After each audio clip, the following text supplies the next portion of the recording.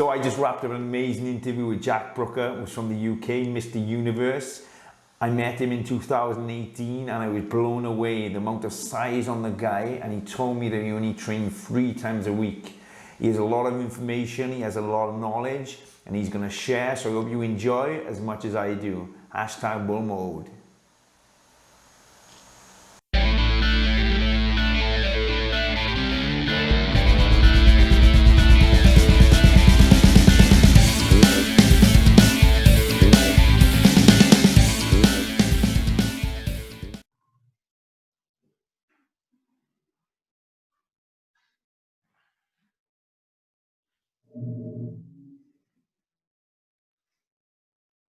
Hey, how are you doing, buddy? How are you doing?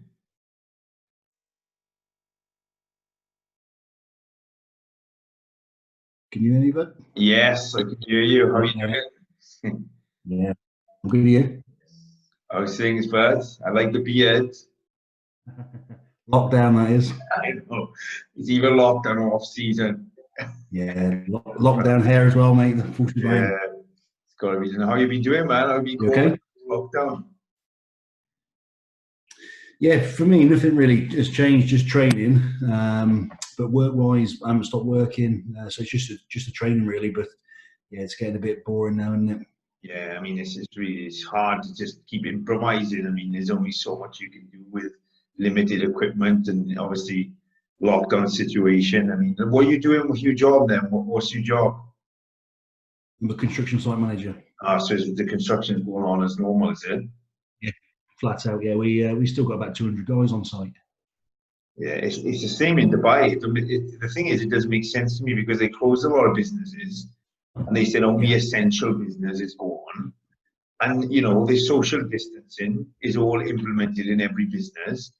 And then there's construction sites with 200-300 people on site. It just doesn't make sense. Yeah. We are still social distancing on site though. It's working surprisingly well. So we've got all the 2 metre rules in force. We've got hand sanitisation stations everywhere, one-way routes. Yeah, it's working. It is working. It's a big job mine, so we can hold sort of 200 guys. But it is working. Guys are playing ball now. It was hard at first, but yeah, it's taking effect now. So when we get started now, first of all, if we just run everybody through how you got into training, a little bit about your background, and how long you've been training, what inspired you to get training, and what has led you to. Yeah, sound, no worries. And what are you going to do with the video? Do you broadcast the podcast, or what do you do with it? Yeah, I'll be going up on my YouTube channel. I'll be doing some editing work in the next couple of days. I've been doing some great interviews. We only started filming this week, and you were the 6th person I've got on. So it's crazy. Like, I mean, obviously, we're 6 days in a row, pretty much, I believe. So it's been good, and some good people on with a lot of good content. So the idea is just to promote, really. I mean, I'm trying to not just pull people in from the bodybuilding industry, but just from fitness training. And what you'll find is everybody has like an inspiring story. Yeah. So if we can deliver these messages, it's just going to help, especially nowadays because everyone's online looking for content. Yes. So it's a great way, like. So how did you get into training then? What inspired you to start working out? I was going to join the Marines, mate. That was my plan when I left school. So I started training to pass the test and everything to go in, and then was enjoying what I was doing at college at the time. And then more than anything else, the fitness carried on and continued. College carried on and continued, and I just enjoyed what I was doing at college and just carried on, pursued that really into construction. So the fitness continued, the college side continued, but the tailing off of the Marine story that went to the wayside then. And obviously, as I started getting older as well, to see more progress through training, I just carried on down that route. So with the Marines, what was obviously you was pursuing that goal. How did that come to a halt then? It was more than anything just to do with how well I was doing at college and just the progress that I was doing at college. I was actually enjoying what I was doing. The college was just a bit of a to get me through, if you like, until I was in a position where I could join Marines. So it was more fitness training and bodyweight work than anything else when I was sort of 15, 16, 17. But I was enjoying what I was doing at college, so I pursued that into construction, which is what I do now. Mm. Have you ever thought about, like, what your life would have turned out like if you went to the Marines? Do you think it'd be a lot Yeah, different than it is I now? have done it in the past. Not so much now. I think we're over 10 years on from that now. But yeah, Yeah. you do look back sometimes. You think, what if I had done this? What if I'd done that? You can't help but not do that.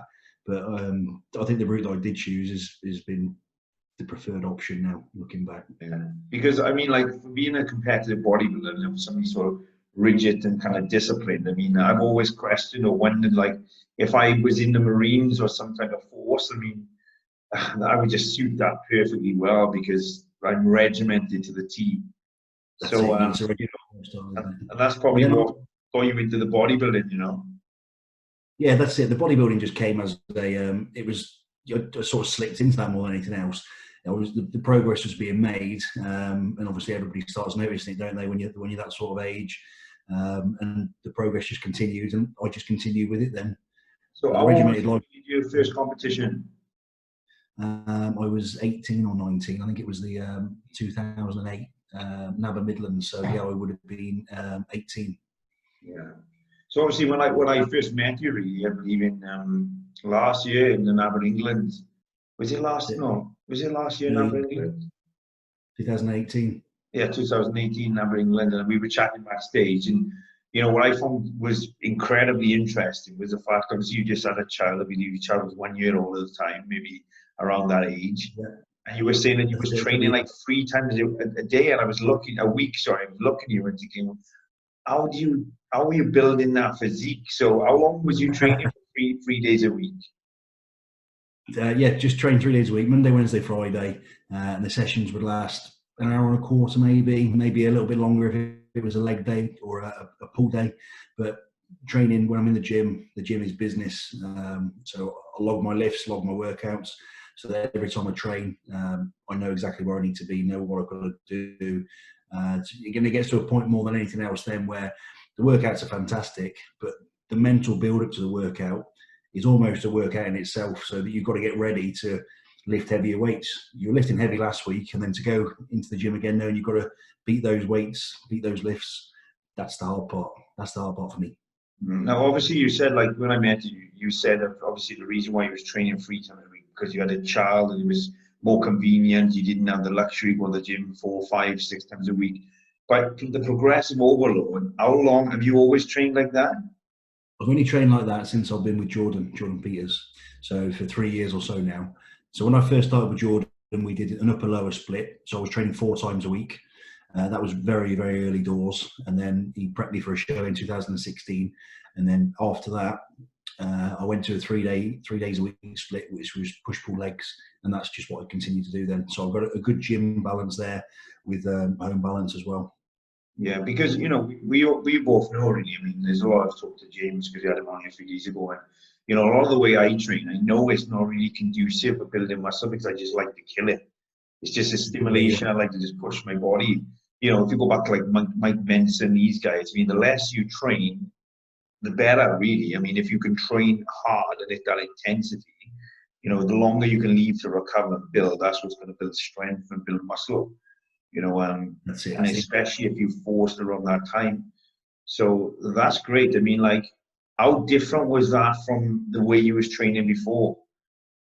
Massively. That was the hardest part for me to change. Your diet and stuff, your diet changes all the time, or it did do. So the diet was easy to get on with.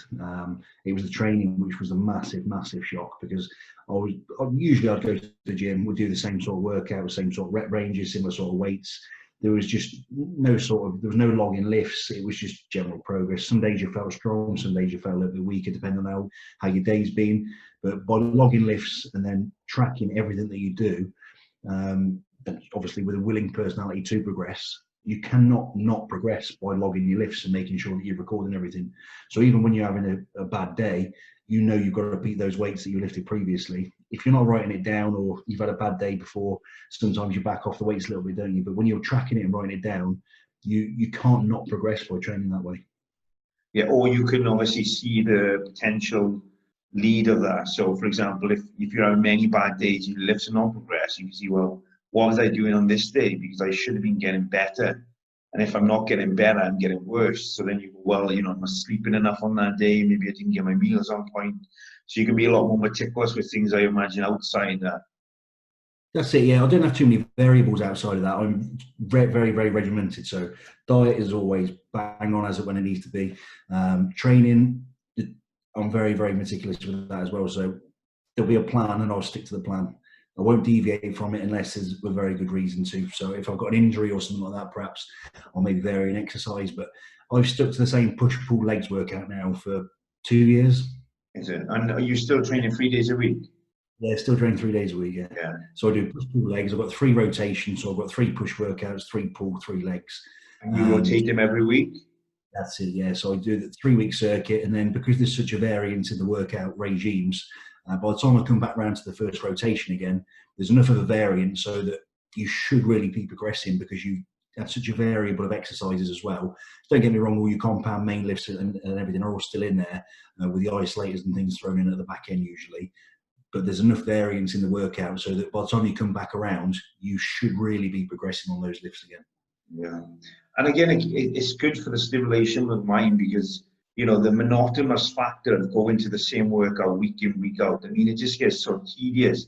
You know what it is. I mean, if for example, if I sent you a new program or even Jordan sent you a new program tomorrow, it sparks excitement. And that workout then, you go into it with a different mentality. So that is very important. I suppose one of the questions I wanted to know on that is, because obviously I've done a little bit of progressive overload, I've got clients doing it. And so obviously I have the way I do certain things. Would you be progressively overloading every single exercise, every single set? And would you be only overloading it with more weight, or would you be playing around with the tempos and the rep ranges? That's a very, very good question. Rightly or wrongly, depending on who you speak to, I progressive overload everything that I train. With Everything. weights?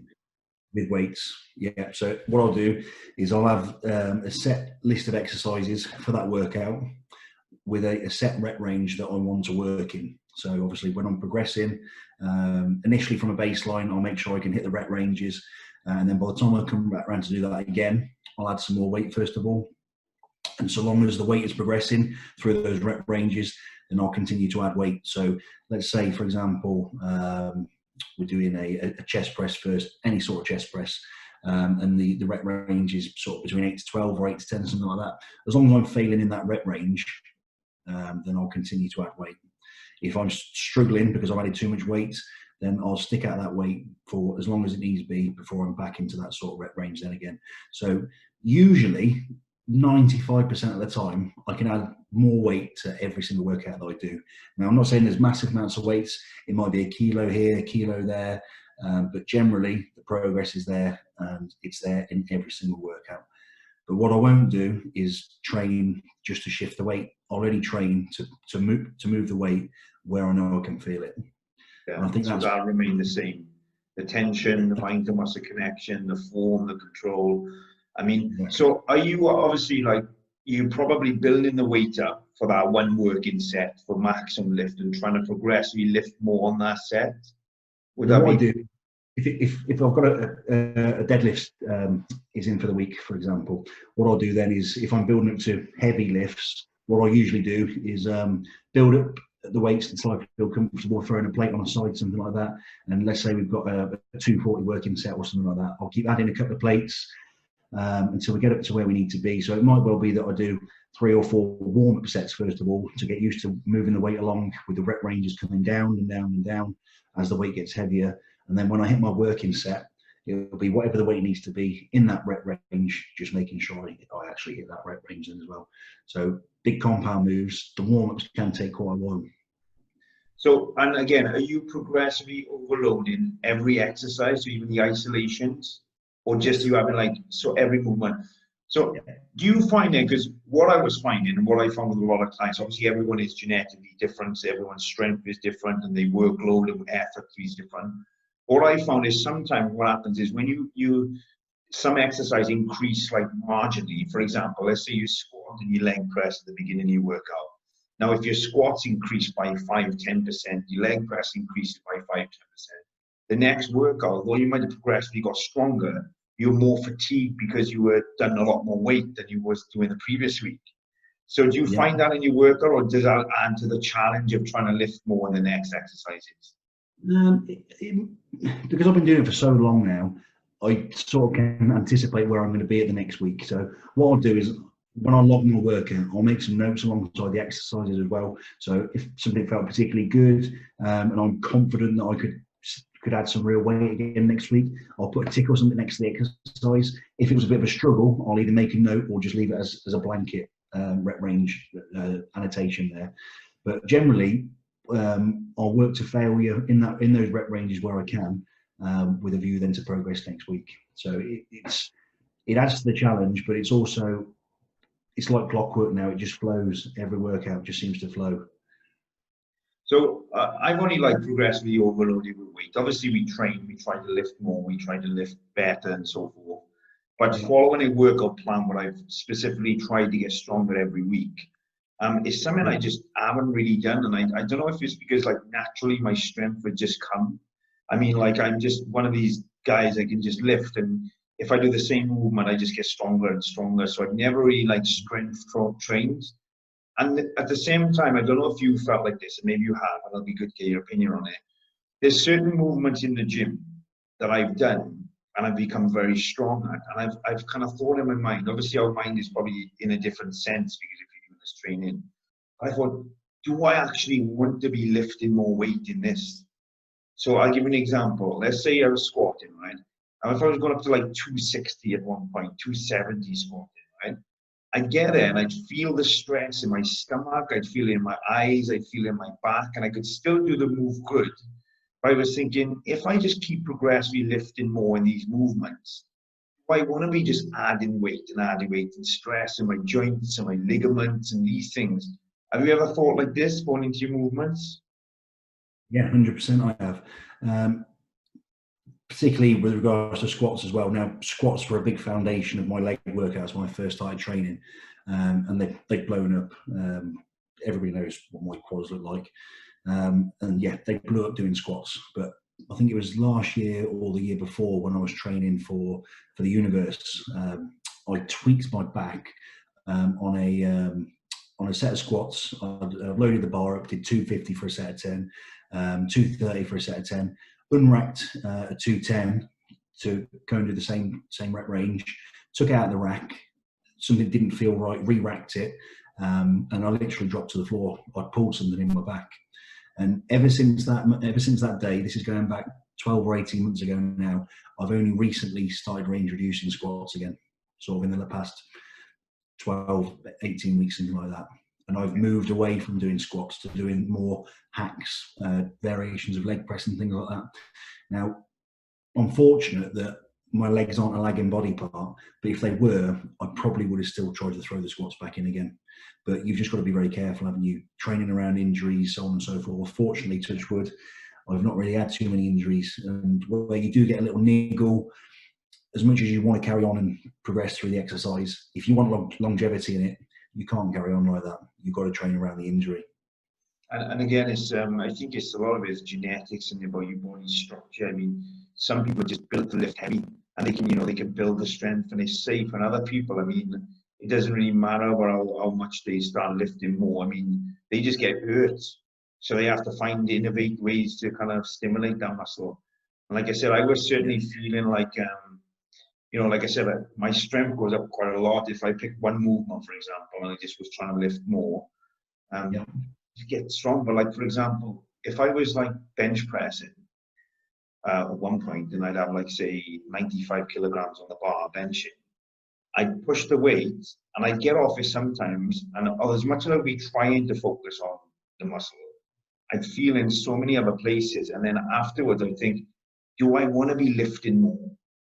Because I have to sum up the pros and cons. So what I tend to do when I've done this type of program, and I've done it with clients, is for example, every 4th week, increase the load. So a really good thing that I learned was for myself and for a few people like that who potentially might, get injured is, increasing the weight, and then the following week playing around with the rep tempo. So coming down very slow, lifting. The week after, coming down very slow, maybe pausing and then lifting.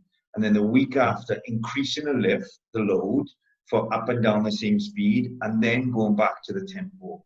So the weight's increasing like every 3 to 4 weeks, but you're overloading it by increasing the duration. So, but it's really good. It's really interesting because, like you said, it does put a massive kind of insight to the workout, and you were analyzing your program before you even start. You're analyzing how you felt. You have your workout in your mind. And like you said at the beginning of this, which is something I want to touch on a little bit now, you said, you know, the process going into the gym, sometimes the workout in itself. So what I kind of want to know is, what's in your mind at that time? Like, because are you filling your mind with positive energy, negative energy? Are you focused on just the workout? Like, what's the preparation going into them workouts? It's a bit of a strange one for me, that is. I don't really have any negatives or positives. I know what the workout is going to be before I train, and I know exactly what I want to get out of the workout, and I know what I think are my weaker body parts, and what are one of my strengths. I would say that by default, me personally, and I would have thought the majority of other people as well, tend to have a bit more of a positive when they're going into train. A weaker body part that they want to progress more than anything else. They probably give it a bit more energy. Knowing that they've got to build this area up, because you're only as strong as your weakest body part.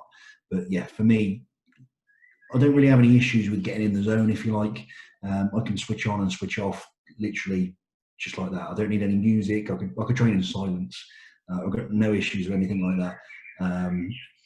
By and large, I train without a training partner as well. And I have done for quite a long time now. I've had training partners come and go, where they moved away, moved to different gyms, had to train at different times, so on and so forth.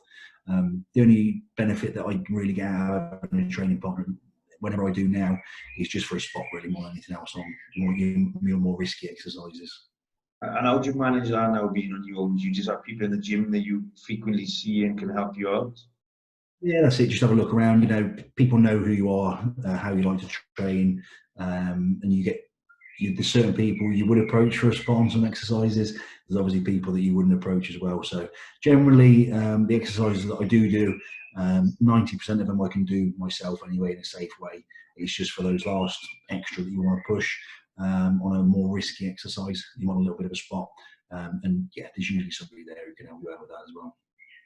Yeah, and I mean, especially if you kind of like progressing, lifting the weight with small increments, you know you can lift the weight, and you just add a little bit more. And I'm sure you don't even want to do any force, because the intention is to do the exercise yourself, right? Because you can gauge if you're progressing.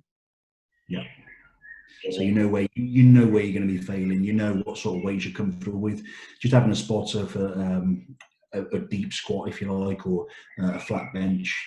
It's nice to have somebody there, isn't it? Sometimes, especially when you've got a lot of weight on the bar. And it's difficult. I mean, it's difficult. Like if you work in a smaller gym and you kind of know everyone and everyone knows you, it's a little bit different because you can choose. But I mean, sometimes, I mean, you can ask the wrong person for a spot. Absolutely. That could be worse than having a sport itself. I mean, somebody who's giving you too much, or, you know, grabbing the bar. Because when you're in that kind of zone, especially like when you go in heavy, this is why I love going heavy, because it almost feels like a life or death situation. You're kind of like, your tunnel vision, your adrenaline's going, you're aware of everything in you, although you're really focused in. I mean, if somebody was to, like, for example, if you was lifting a weight like this, somebody grabbed the bar, they had it slightly on the center, you'd be like, oh, pick up on it straight away. So these things, you want to be totally engaged in it. Like, as I said, that's why I love the heavy lifting, because you don't get that when you're working out with like lighter weights. It kicks in. I mean, your mind can wander for a little bit until it starts burning, and then you just like, oh no, it hurts. When you go into, like, say, a deadlift, a squat, even a dumbbell press, you think, I want to get 8 to 12, whatever you get in out with this weight. I know every rep is has to be my 100% all. You're focused in before you even start, and you're like, you are, yeah, you're moving, you're ready to go. You're ready to go. Really good. So how are you managing? I know obviously you have a small setup you training, and are you still able to do the same exercises you was doing, or have you had to be very improvised quite a lot? Everything's improvised at the minute. Everything's maintenance. You're only as good as the tools you've got, haven't you? I don't think really, as much as you're seeing everybody doing these own workouts and things, they're fantastic. And if they can get into it, then again, fair play to your hats off. I can't do it. For me, going to the gym, all the kit is there ready to go. You can't replicate that same form of intensity in a home workout, no matter how hard you try, unless you really have, of course, got all the kit that you usually use at a gym, which I dare say not many people have. And I was having a conversation with my clients a few weeks ago because, like you said, for somebody like yourself, I mean, you used to that stimulation and that intensity. So for you, even to maintain, you have to try to match that. So somebody else could buy some bands and buy some dumbbells, and they could really get a lot of good results at home. But for you, I mean, you can't mimic that really. So where you say you're in your maintenance phase now, have you had to kind of just try to maintain where you have and maintain the same intensity of the workouts rather than progress them up? Yeah, I can't progress. As a bodybuilder, I'm a pretty strong bodybuilder, and I'm not going to go out and buy thousands of pounds worth of weights because when the gyms reopen, I'll never use them again. So it literally is just a maintenance phase for me at the moment. Fortunately, it didn't time too badly in terms of where I was with my off season as well. And what I did actually do is when the gyms did close, I actually took 4 weeks off altogether, totally off training, full stop. And I've been training for sort of 10 years now, and that's the longest time I've ever had off in 10 years. I've had a week, maybe 2 here and there across the way, but I literally took 4 weeks straight off. Diet remained the same, and I'd have a couple of cheat meals, but it was 4 weeks straight off the bat, and that was nice. That was very nice to do. Was that something that was needed, and it was just coming at the perfect time? It wasn't needed. It was bound to have probably a little bit of frustration maybe at the start, or maybe a bit of naivety to how long the gyms were going to be closed for. I just thought perhaps, I'll have a week off here. Won't really matter. The gyms will be open next week, and then the weeks start rolling by then, and we're sort of into week 3, week 4, week 5. I probably should do a bit now, otherwise I am going to be losing a bit of tissue. Yeah, it's funny because there's been like this pandemic, it hits people like one way or the other. So I've had some clients like that, right? One in particular, he was like, just, oh, okay, so the gym's opening up. And then now he's like week 4, like you said, be like, shit. Now I have to try and get kits, and everything's sold out, goes double the price. And then you've got other people like I kind of, what I always do, I always hope for the best and plan for the worst. So literally, we were in the gym one afternoon. Literally, this is how it works in Dubai. There's no notice. It's like in 15 minutes, all the gyms in the UAE are closing. And literally, the lights go off or the music goes off. You're out to the gym. I left the gym straight to Sun and Sun, which is like a warehouse that sells some kit. It was packed. Everyone was already in the gym buying dumbbells and so forth. I was on BTSL, which is like a second-hand company in Dubai. And I was able to manage to get some kit and to tie me over, because there's some big gyms over here, and the problem is, even if the gyms open back up, with the social distancing, I mean, you could turn up to the gym and get turned away. I mean, so I don't really think it's going to plan out. It's going to be an interesting year this year. A couple of guys were lucky to get a show in before it all kicked off right at the very start back in March. Who knows what's going to happen at the end of the year now. What do you think is going to happen? I mean, obviously the big shows, the British, the Universe, the Worlds, I mean, do you think they're going to run? It's a big risk, isn't it? I mean, fortunately, I put all my eggs in one basket last year to go and win the Universe. That was the only show I targeted, and it paid off. But to go and do that again this year, and throw all your eggs into a basket and do a full prep, knowing that the risk of not even being able to compete is there, that's a massive risk. And do you know what? We're in June soon. People are going to need to start prepping pretty shortly for shows that are towards the back end of the year if they haven't already started. Who knows? Who knows what's going to happen? It's a big risk. It's a lot of effort to put into a prep, which could maybe be better spent in an off season improving. I know that's good advice, because, like I said, I don't know about yourself, but a lot of people, in order for them to put everything in, they need that goal. And I mean, there's one thing of like, falling down, breaking your leg, and your show being cancelled because of that. It's out of your control, obviously. But I mean, not knowing whether there's going to be a show or not, It's like, are you really going to put in that effort? Because let's be honest, I mean, you know, you make a lot of sacrifices. It's financially impacting on anyone who competes, and you're spending time away from your family if you've got a child, you know, these type of things. It's very difficult. So in order to get somebody to commit to that, I mean, you know, I was prepping for the show of the Worlds, and, you know, it got cancelled, but, you know, I was prepping with the mindset of doing it. And when it got cancelled, like, shit, man. I mean, like, I wasn't so, you know, upset. I wasn't upset at all with the show being cancelled, but I liked the structure. I was like, you know, now what do I do? I mean, I'm so used to kind of, you know, having something working towards. So one thing I wanted to ask as well, right, is you got married last year, right? Was it last year, the end of last year? Yeah, I did. I got married It was before the universe, right? 5 weeks before. A week before. 5 weeks before. Okay, so I saw you, like, you know, you were wedding, looked amazing, and I saw you still on prep.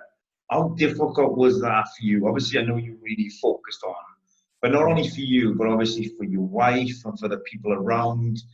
How difficult was that for you as a family? It wasn't difficult, and the reason it wasn't difficult is that Jordan and I set a plan up very early doors. He knew what my obstacles were for the year, so we knew that I had to be pretty well shredded by the time the wedding did come around, sort of 5 weeks out. So I bumped into Jordan in the gym as well the weekend before the wedding.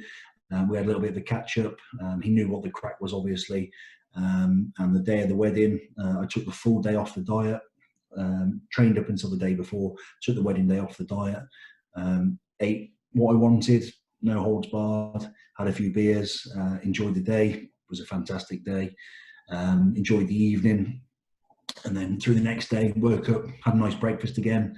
And then after that, the next day, it was back on track. So at 5 weeks out, I took a day and a half, totally off plan. But then when it was time to go again, we were back on track. I've got that little cheat, if you like, out of my system, because generally I don't cheat on the diet or throw in cheat meals, if you like. We might have a little refeed as and when required, but there was nothing this time. So I dieted for sort of 15 weeks up until that point, maybe a little bit less, 13, 14 perhaps. Got to a point, we knew what the obstacle was, we dealt with that, and then had 5 weeks of hard graft then leading up to the universe. I mean, it can be done, right? Like you said, it's all about like planning and structuring. I mean, because realistically, let's say I had one of my, you know, Neil Hill said before to one of my clients, went to spend a day with him or whatever, and he was saying, like, he was just picking his brains. He said, Neil, if I, you know, won't eat a muffin or have this or have this, it's not on my diet. He said, is this going to affect me?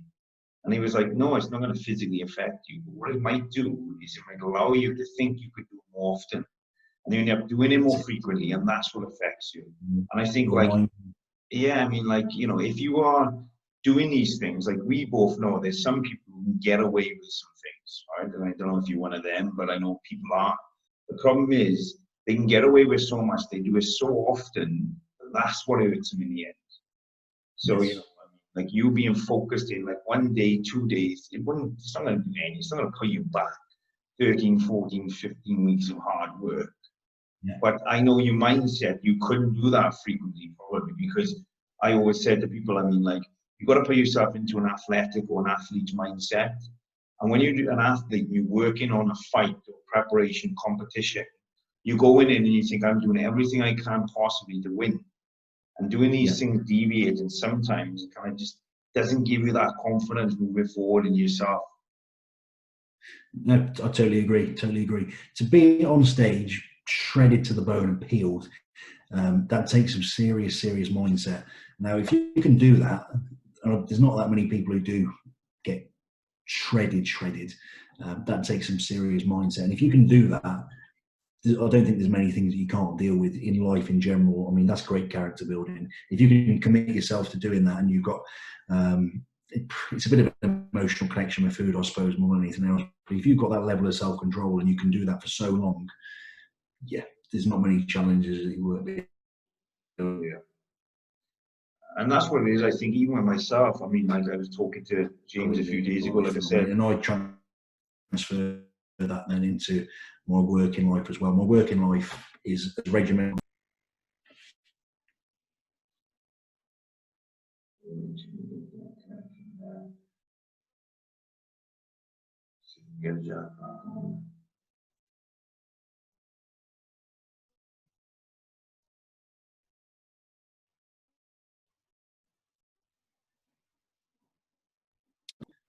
You there, bud?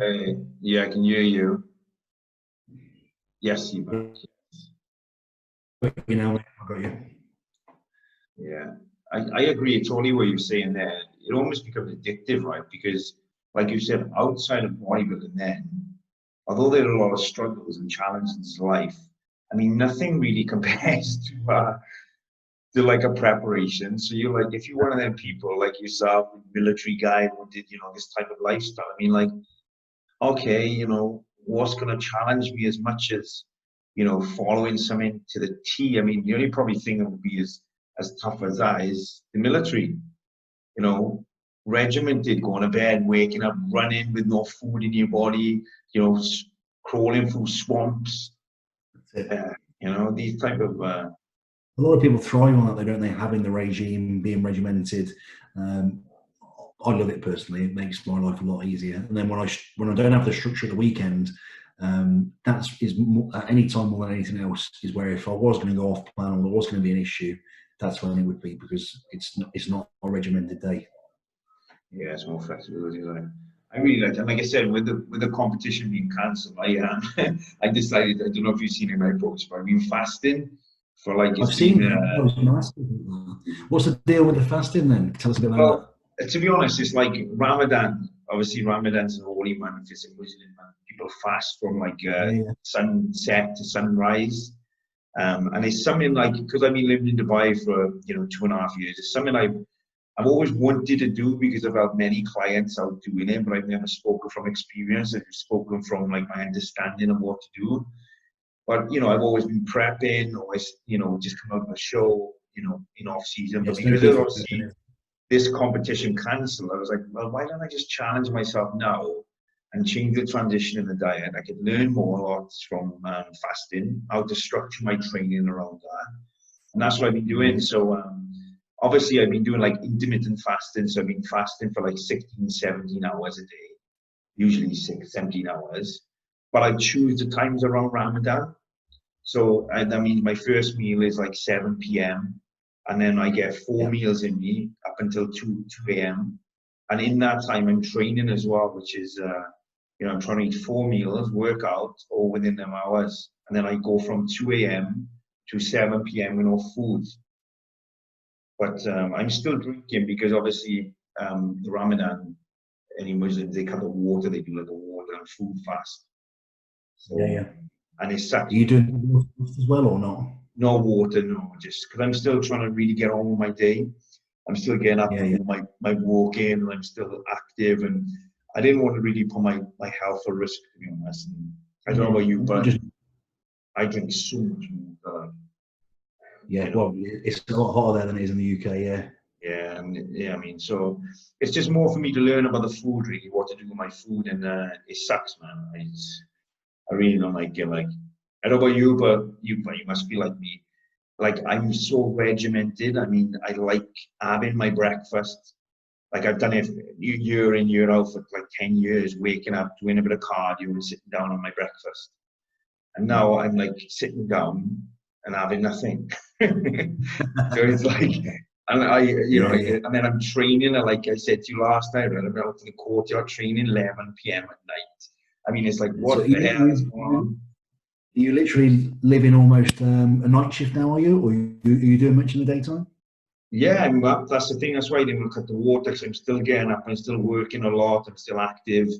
And again, a lot of people doing Ramadan, they be sleeping in the day. A lot of people do it like that. So I still get up as normal. I still run my day. But obviously, I have been training fasted sometimes. So I get a training on an empty stomach, and then I have my workout. But that's only for convenience. But it's not something I prescribe to anyone. So the point of me doing this was to you know, understand how it feels to follow the structure and put in place. That's it. Yeah, but it's not good. It's Where are you sleeping? Are you sleeping normal times or? I go to bed at 2 a.m. and I get up around 9 a.m. But and then I just live back off the food and just eat them through the night. I'm following it 100%. It's just I'm really looking forward to being over. I did 1 week and it was too easy. It was like I didn't learn enough from it. It was like, oh, I didn't feel anything. So it's like I committed to a week. I thought I'd do a week. I committed to that and then it ran over and I thought, you know, I need the challenge. And now it's got to the point where I wouldn't recommend anyone doing intermittent fasting. I've done a lot of studying on it, whether it's beneficial for fat loss, beneficial for health. There's a lot of good studies, but I think the only reason people would do it is if it was conducive to their lifestyle. You know, yes. Somebody gets up working like a busy, you know, man flying a lot, and he can fit all his meals into one window. But, other than that, so what are the plans then, Jack? So obviously you're not competing this year. You're doing the off season. You said. When's the next show? The plan for this year, before we had all the issues with the COVID-19, was to do the Amateur Olympia at the end of this year. Now, no shows have been announced whether they're going to continue or whether they're going to cease for that period or not at the moment. So I'm sort of in a bit of a limbo. You know, do we do a little prep? Do we carry on with the off season? I'm actually waiting for a bit of feedback from Jordan at the moment as to where we go. I recently had a bit of blood work done. Bloods have come back good. So I'm happy to push on again and go into a bit of I suppose a little semi-prep, if you like, leading up into it. But it all depends on, there's a lot of factors at the moment. You know, are the gyms going to reopen? Are we really going to have shows at the end of the year? Or do we make this time more productive and have a longer off season with a view to go again in the new year? It's one of those, there's a lot of things to weigh up at the moment. So yeah, as I say, I'm waiting for a bit of feedback from Jordan, a bit of advice, see what he knows. And yeah, we'll go forward from there with it. But yeah, the plan was to do the Amateur Olympia and just try and push for a pro card, push for the IFBB card. I mean, like you said, there's no rush for you to do it. I mean, if it's on, and you know, the question becomes then, you know, could you look your best, or are you going to be in the best lineup? These are all things I suppose you have to sum up. I know you're probably like me. Like I was speaking to Pump Media a few weeks ago, and I was saying, you know, if I was to compete at the end of the year, I almost could guarantee that it'd be the best look I've ever had, because like you probably benefited a lot from this period. You know, you're so used to killing it, you know, yeah, you're still working out, you still form the diet, but when you go back to the gym and you know, back to the full gym and you switch gears, your body's just going to respond even better. You'll be cracking full tilt. That's it. I mean, with bodybuilding as well, I always set myself a target, and again, this relates to my work life as well. I started working when I finished uni when I was 21, and I set myself 2 targets then. I wanted to be in a senior position by the time I was 30 with my current employer, which I am. I'm 29, and I achieved that this year. And the other goal that I wanted as well was to win a British title by the time I was 30. Now, I haven't won a British title, but I won the Universe, and I've won that at 29 as well. So those goals are ticked. So for me then, I've sort of achieved what I wanted to achieve in bodybuilding. I was happy to win an overall. When I first sat down with Jordan, I wanted to win an overall, and then I wanted to win a British title. So I won my overall, the first one, well, the only one I've won apart from the Universe, which was in Nabber, England in 2018. And went into the Universe, and I achieved more than what I thought I was going to achieve there as well. So for me, I've achieved what I wanted to achieve in bodybuilding. But I'm sort of, I think I'm within touching distance. I don't think I need to do overly too much apart from improve generally overall, which to be within grasp of achieving an IFBB card. So, you know, while we're close and it's on the table, ready to be taken, then you know, why not? Let's give it a little go. See how far we can go. Yeah, it's good, man. I always say to people, I mean, you got to take advantage of not just where you are, but where your mind's at. Because, you know, you could fast forward 2 years from now, and you may not even want to train or compete. I mean, you'll always want to train, but I mean, you may not even want to bodybuild anymore. So yeah, people tend to push things forward. Yeah, with the pro card as well, you know, let's say it did happen, and all things did go to plan, and I picked a card up.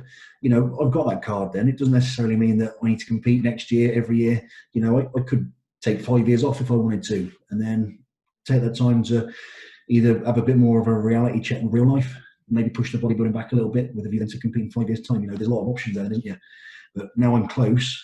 I think the time's right to pursue. And yeah, I mean, you looked incredible last year, man. I mean, you looked incredible at the England. I mean, with it. you know, last year you were just so much harder. I mean, your legs were like the year before, they were just like, you know, freakishly overpowering, which is a great thing. But I mean, last year they were still big, but you seemed to bring your upper body up to match, and you was very dominant. I mean, very good look. But I will be honest, it's really. I messaged you on the day or the day after, the day before. I can't remember what it was, and I was like, I was really happy because, you know, you looked great. Like, you really did, man. Thank you very much. So, Jack, I don't want to keep it too long. If we want to leave, where can people find Something you? was push. Go on, sorry. Say again. What was you saying? Something was a little bit different about that prep for the universe as well. I was not overly convinced with my progress that I've made through my upper body, through my chest, through my shoulders, and all the little tiny details that I needed to have there. So from sort of 12 weeks out then, I put an extra workout in just for that prep. So I was still doing push-pull legs, but my fourth workout was also a push workout. So I was effectively hitting push 2 times a week rather than once a week. And that was for the 12-week run up to the show, that was. And I think that's what helped me retain. And I think I also built a little bit of tissue as well into that show, particularly through my liposuction here as well, which was, in my opinion, a weaker point for myself. So you kept the workouts the same. Obviously, you were training more frequently. So Yeah, they kept the volume the same. Yeah, workouts were all the same. Volume was the same. It was still progressive overload. So the joints and things did get a little bit more sore, but I was in the zone. I was tunnel vision every workout. I knew exactly what I wanted to achieve. Every day I'd wake up and I'd do my cardio, and I was doing a lot of cardio this year. I got up to 90 minutes. And for me, that's a lot, not just because of the duration, but given what I do for a living as well. You know, I'm on site for 7 o'clock. So if I've got to do an hour's cardio in the morning, I've got to be up at sort of 5 o'clock at absolute latest to try and knock an hour out. I don't really want to do 90 minutes straight off and then go to work, because obviously it's tiring. I've got a long day as well. So I finish work at generally around 5 o'clock, home for 6. I do whatever it is that I need to do at home during that time as well. Train at 7:30, and then, you know, if I've got to do cardio again, which is never good after a workout anyway, in my opinion, for longer than sort of 20 minutes, it really, really adds to your day.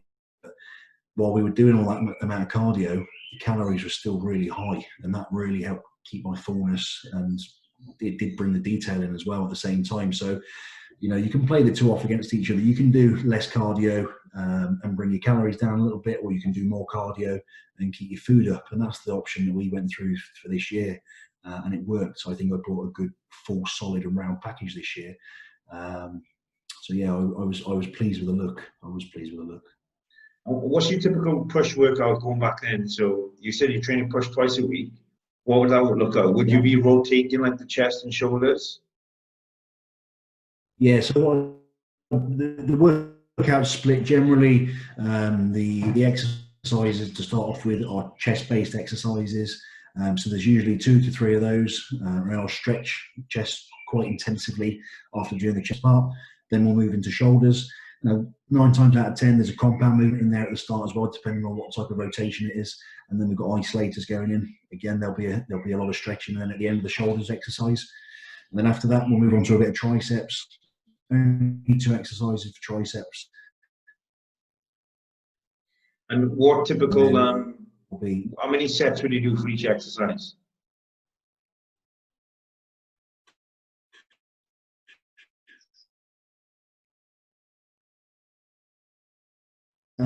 Depends what it is. Compound movements, the big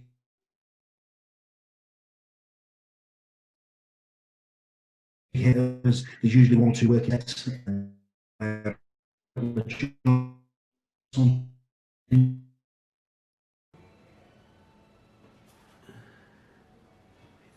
So that that was the interview, podcast, conversation, discussion with Jack Brooker. Something's gone on his side, his internet, his signal, I can't seem to get him back on, but I will get him back on again because he has a lot of good information, a lot of good knowledge, and as you can see, as you can hear, he's very happy to share. So stay tuned for more videos. If you haven't done yet, subscribe, and I'll get him back on in a couple of days or so, and we'll have part 2, #BULLMODE.